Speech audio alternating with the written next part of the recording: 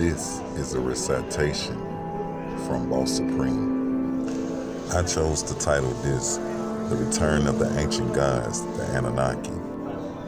My readings are from the holy tablets that was delivered by the angelic being Melchizedek Yanun, Baba Malachi Ziyor. The Creation, Chapter 1, 58 through 61.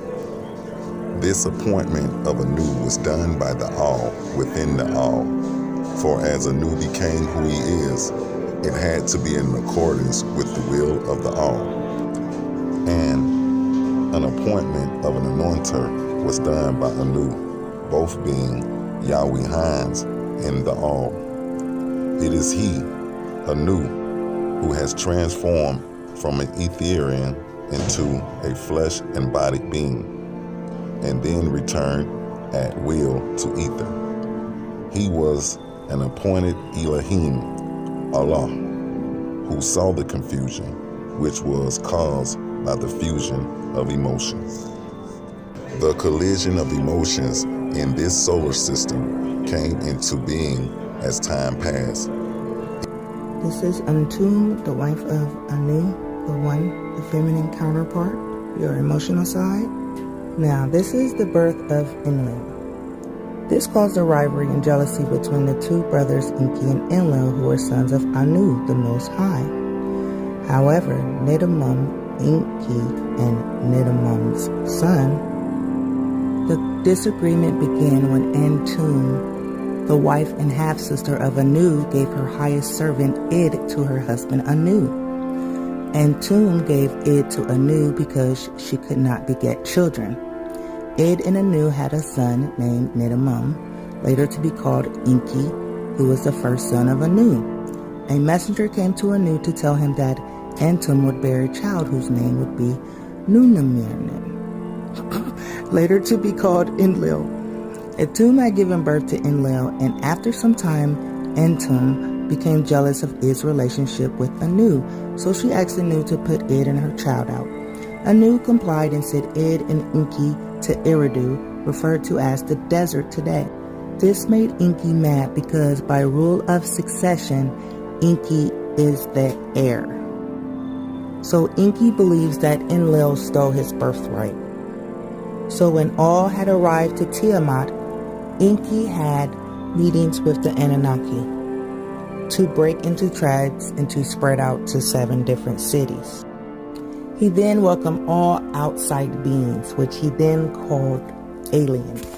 He then set up law restrictions and borders, creating the first immigration laws. He utilized the giants and made them basically his police force. They robbed villages, confiscated wealth, and then there were other deities, and people were surrendering themselves to things of that sort, such as Hindu becoming Levatians.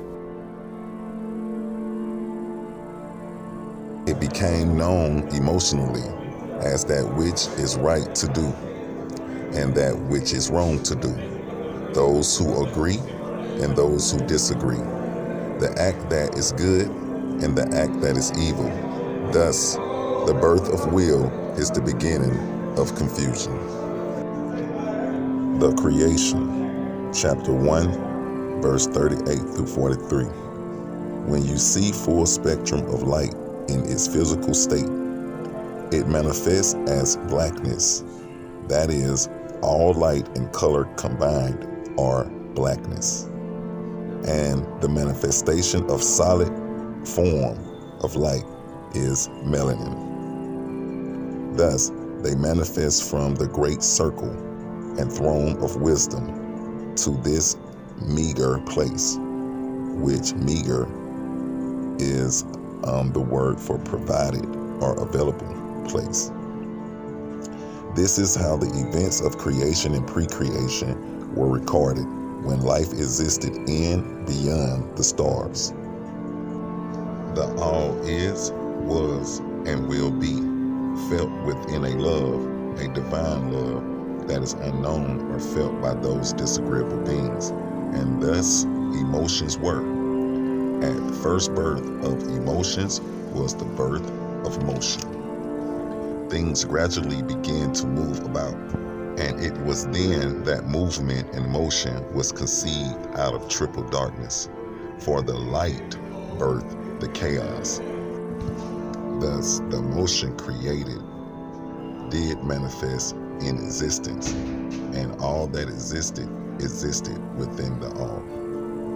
The creation, chapter 2, verse 5 through 10. The crystal essence became divided into two parts.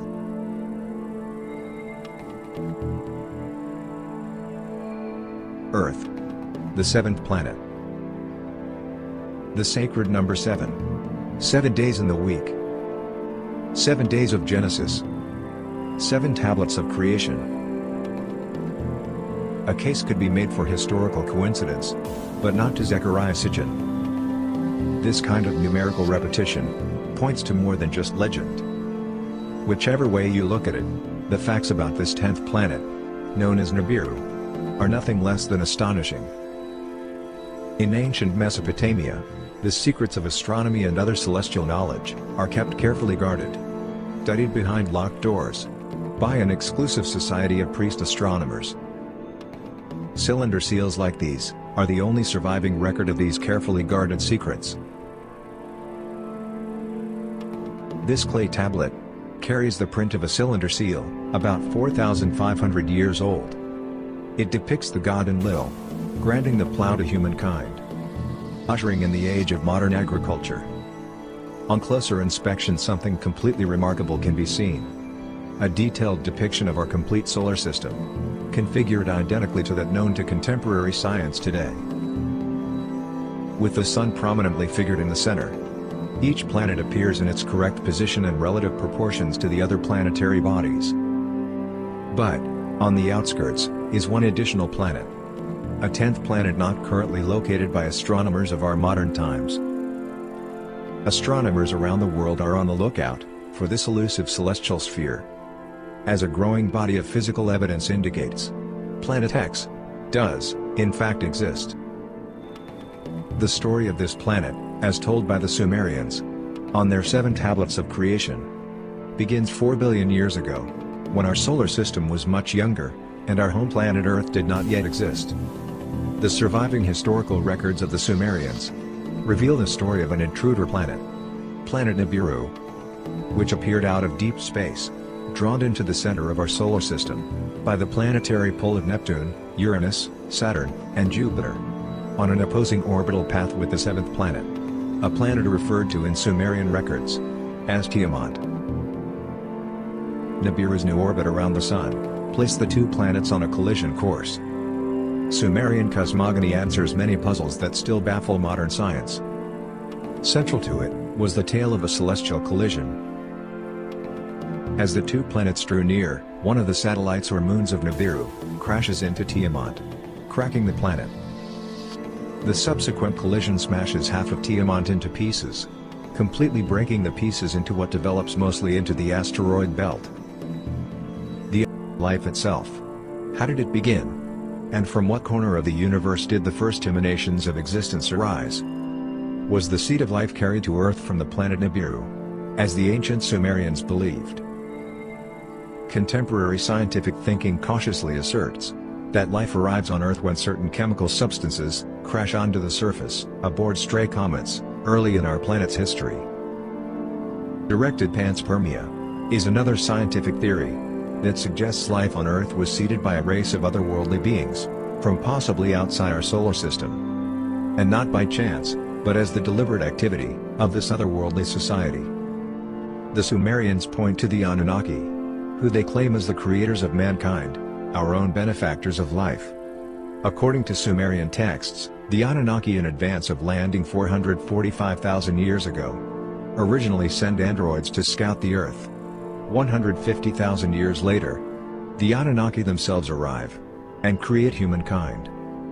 According to the Sumerians, the first human was created by the use of genetic engineering and fertilization in vitro.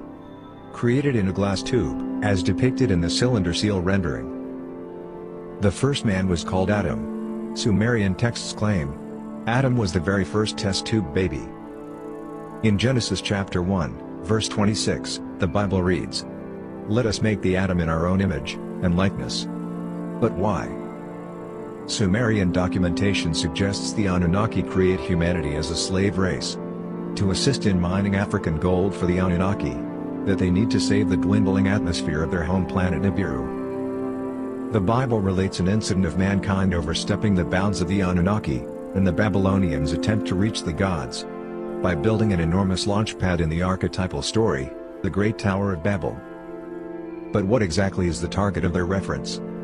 According to Zecharia Sitchin, it is our neighboring planet Mars, home of the Anunnaki's port station, when en route to Earth. The Sumerian tablets refer to Mars as being a jump planet, used to jump between Nibiru and the Earth. This is said to occur every 3,600 years. But droid ships are still sent much more often, as a form of reconnaissance, to continue to monitor their creation, humans. Mesopotamian archives identify the 12 members of our solar system, with specific symbols. Some, like Mars, Earth, and Venus, are indicated numerically on this ancient stela. In Sitchin's words, "We see the sun with its many rays.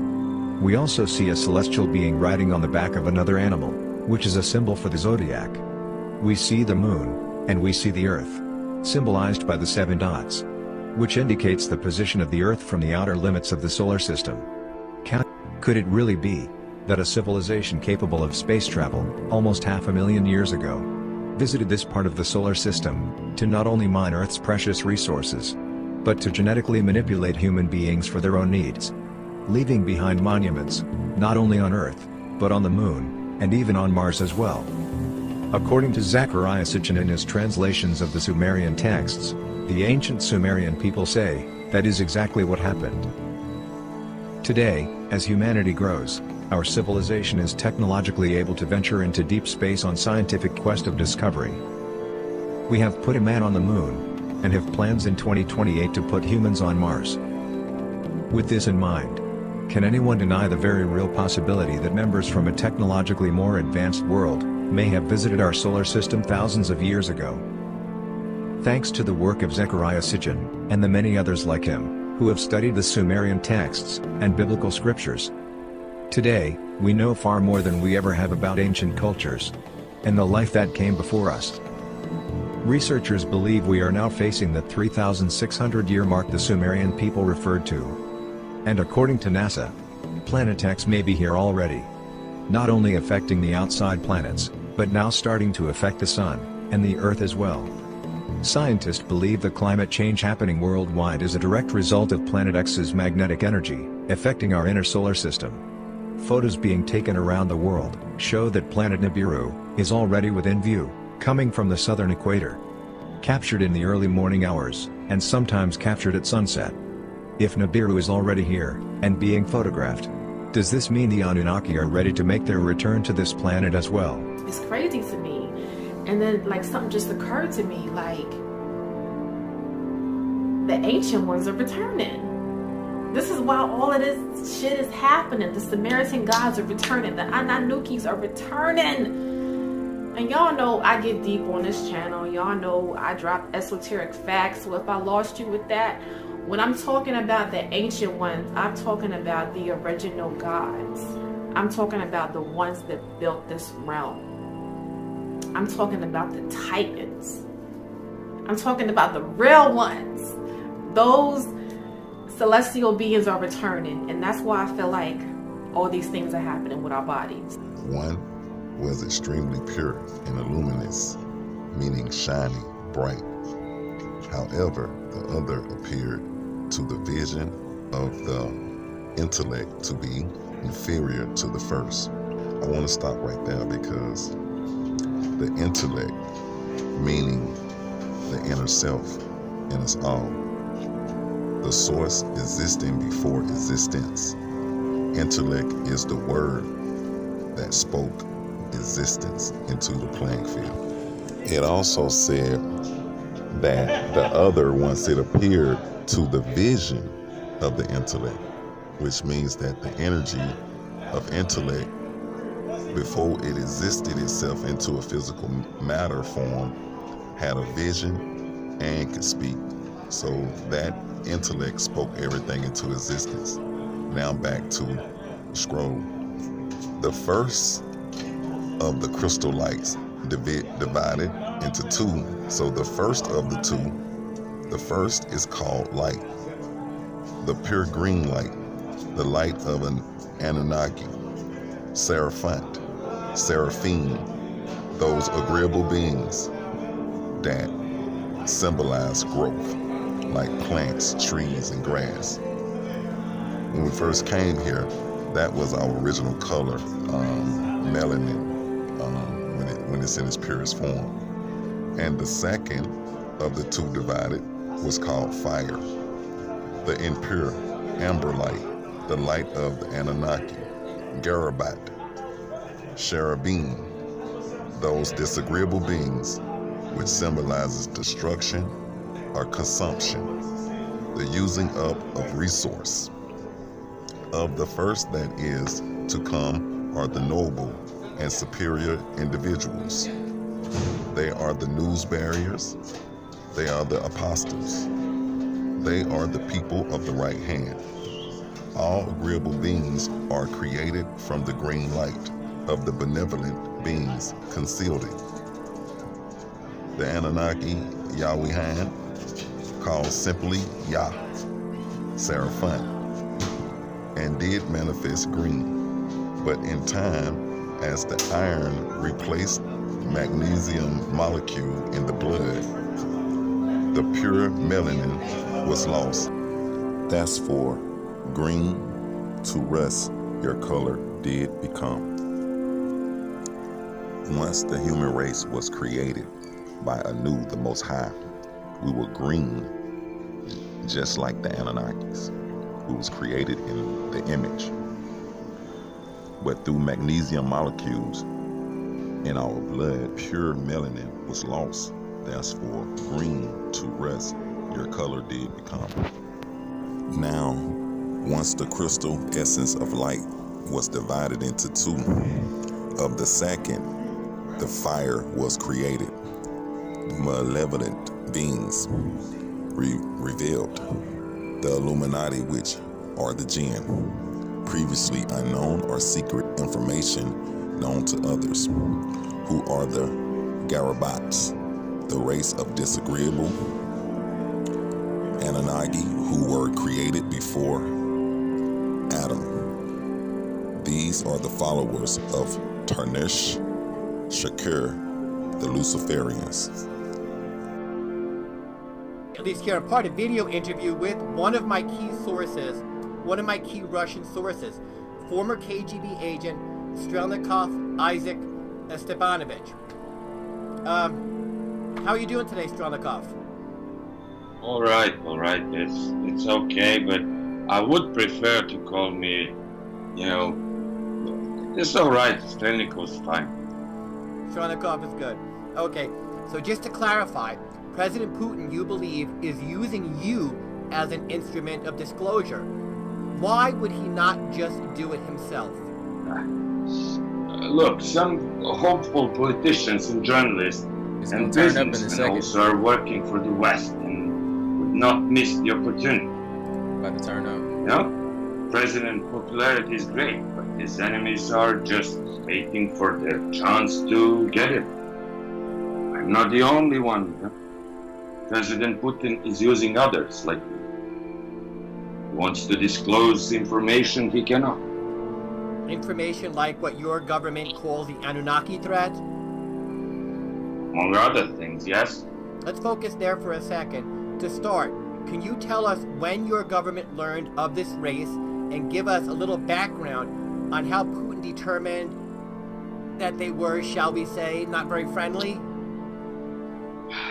Sometimes in late 2012, and I cannot remember the exact date, we began receiving intelligence reports of extraterrestrials in conflict areas like Syria, Afghanistan, Georgia, Ukraine. Many reports surface of extraordinarily tall humanoids, 3 to 5 meters. I'm sure you've heard of the Kandahar giant. That's just one of many.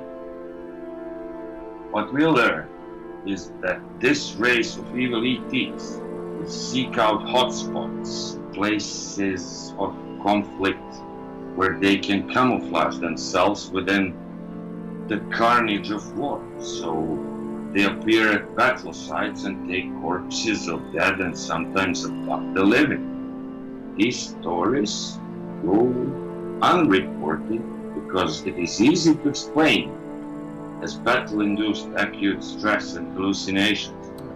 How convenient. If these events, however, have happened beyond Russia's sovereign borders in Syria and other nations, why does Putin care? Because unlike Western leaders, President Putin recognizes this vermin are a great threat to humanity. If we do not fight them in Syria, we will have to fight them in Stalingrad. Stalingrad? I thought Stalin was not to be mentioned in the new Russia under President Putin. I was in Paris and they have Stalingrad metro station. So you Westerners think that you can have Stalingrad and us Russians cannot have Stalingrad. That's nonsense. Okay, well, thank you for clarifying that. And I would never presume to demand political correctness from Russians when I hate it here in America. Anyway, these Anunnaki, what is their disposition? How strong are they? Unfortunately, it is hard to track exactly how many Anunnaki are currently in this area. In the kill one, many more seem to appear. Okay, now that we're getting into your nation's efforts to eradicate the Anunnaki, can you tell us how exactly Putin plans? Yeah, I hear that. They trying to eliminate the Anunnaki. They're trying to eliminate the Anunnaki. that's just wild. But you know, you never hear nothing about none of this stuff. To defeat a technologically and potentially numerically superior foe. Some things I can say, some I cannot. Yeah. Early on, we discovered that Anunnaki were resilient to small arms, fire, like Kalashnikov bullets. Yeah. Usually, did not work on them. President Putin, bullets don't work on. How you say secret? He gave a secret executive order to organize nationwide effort to defeat these ones. Military base in Ural. You know Ural Mountains? Right. It was repurposed as a top secret ET, like extraterrestrial research center to train Russian special services and to develop technology capable of reducing these Anunnaki. I see. I presume you're referring to the Moskoya facility, and I'd like to return to that in a minute. Can you tell me about Russia's earliest skirmishes with the Anunnaki and the outcome of those engagements? At first, outcome was bad, very bad. We did not know how you think it was gonna go when you're trying to fight something that came from another universe? They can travel wherever. Like, how you think that shit was gonna go? Advanced technologies, we received report, we sent Stuxnaus to chase them through vast networks of caves in Syria.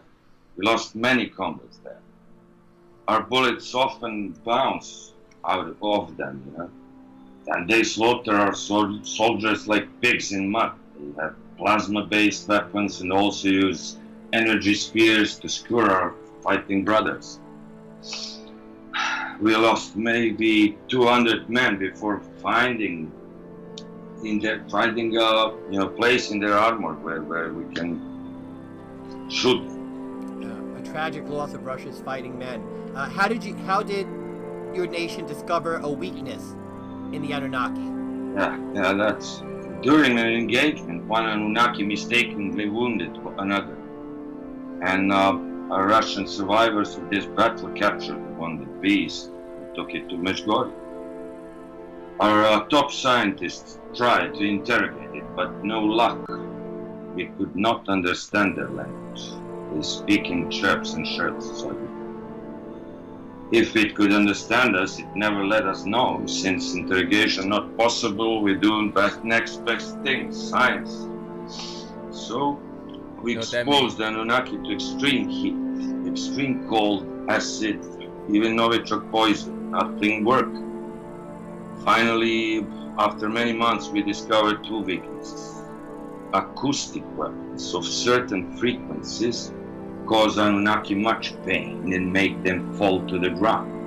That's because, you know, they're higher vibrational beings. They get that shit? They shooting different vibrations at them to hurt them. Like lowering your vibrations. That's why when you get around low vibrational people, it kind of fucks you up sometimes when they ain't vibrating good, you know? Fucks you up. Fucks them up on a whole nother level. That's the real definition of please don't kill my vibe. Also, they can be killed by energy-based weapons like the laser, 10 kilowatt laser, powerful enough to vapor a single Anunnaki. And this happened. That test subject died. Unfortunately, these weapons right now are large and must be vehicle-mounted. They're training troops with handheld versions, but right now these are only strong enough to stun the smaller Anunnaki, but certainly not all. Fascinating. Do you know how many encounters have Russian special services had with the Anunnaki? Yes, 7 that I'm aware of. This does not count the recent bombings of Anunnaki enclaves in Syria.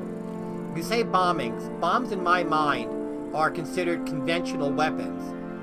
Yes. Special ordnance developed by Ministry of Defense. I do know technical schematics, but in addition to... Hey, are y'all picking up on the pattern too?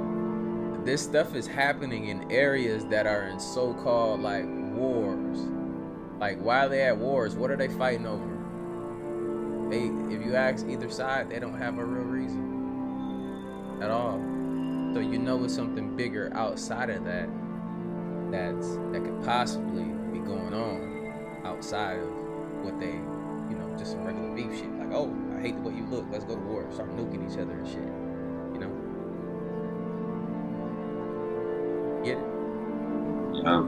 Explosion, like the weapons release energy pulse on detonation that damages Anunnaki brains. Well, if that being said, and if that's true, then Putin should have no problem wiping all the existing Anunnaki off the face of the planet. If only it was so easy. Anunnaki have a unique form of transportation. They use portals which only they can see. They teleport instantaneously from one location to another. If they see the attack coming, they can strike back, and this has happened. Or they can vanish through a portal and reappear somewhere else. Maybe thousands of miles away. We speculate that the portals are fixed locations instead installed by the Anunnaki in previous years, and we have no idea how many of these portals are on the planet. Be millions for all we know, even back to their homeworld. And based on what you know, where is that? Russian intelligence believes the Anunnaki are natives of the 5th and 7th planet of the Vero system. How did Putin or whomever with the Ministry of Defense come by that information? Because they told us so. Some clarification is needed here, Strelnikov. Earlier, a few minutes ago, you said communication with the Anunnaki. He said because they told him. So y'all know it's getting to that meeting part. Y'all know it's getting to that meeting part, bro. Like, yeah, this shit. Anunnaki was impossible. That being so, how was this information delivered? Yes, in that statement, I referred only to the captured one, the captured Anunnaki, who would not or could not communicate. But like I said, we had many engagements with these evil creatures. Some times ago, after we killed nearly 200 of them in a fight, an Anunnaki emissary reached out to President Putin and offered him an ultimatum. This time he spoke perfect Russian. Where did this contact happen? It materialized near Ministry of Defense headquarters and demanded to speak with Putin. Very tall, 4 meters, translucent skin, phasing in and out of existence. Alright, y'all, so now it's about to get into the actual, like, meeting. Y'all know when he was like, yo, we demanding that, you know, you speak with us. That's because these motherfuckers getting in the way. Like, you gonna say, hey, basically, I'm about to run you motherfuckers over now. Trying to spare you now. Leave us the fuck alone. With us, and I know we'll have a good conversation. Hello, Strelnikov. It's a pleasure to speak with you again. My pleasure, Mike. I am happy to have the opportunity to share information with your listening audience. Thank you very much, and they appreciate you too, Strelnikov. Before we get started, I just want to do a brief recap of our last conversation. If anyone out there did not listen to the first interview I did with Strelnikov, I'm going to put the link in the description box below. Strelnikov, when we last spoke, you provided some truly shocking information on the Anunnaki. You said Russia has known of them for many years, that Russian forces have had skirmishes with them, and after some time, Russia did develop weapons that could either kill or wound Anunnaki. At the closing of our last conversation, you said an Anunnaki emissary approached President Putin with an ultimatum.